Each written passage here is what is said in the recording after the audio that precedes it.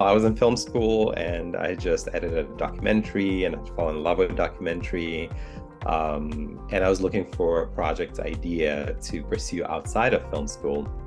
And I reconnected with my host family, Helen and Greg. They used to work at MIT. They had retired from MIT at that point.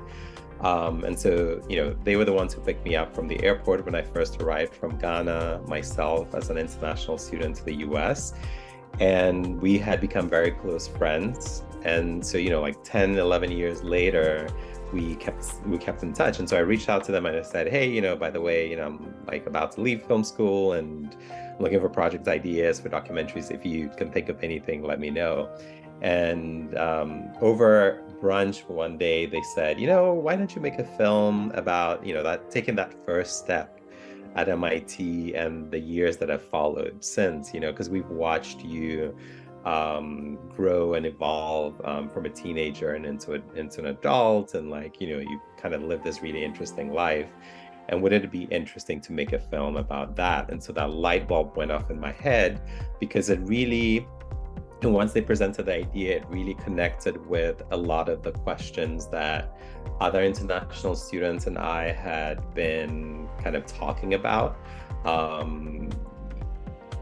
like who you become as a result of kind of stepping away from home and going into a different culture, how education at an elite university or the university that's set in a different culture affects who you become, how the world things that had happened in the world, how those things kind of shaped some of the trajectories of our lives, And so, long story short, it was this idea, this suggestion, combined with, it's resonating with a lot of the questions that my community and I were asking about that experience. So I felt like this film was a way to really chase questions that I'd been interested in for a long time, to kind of like go back and live through the eyes and the experiences of people going through college as international students in real time, and then kind of tell that story of coming of age, really.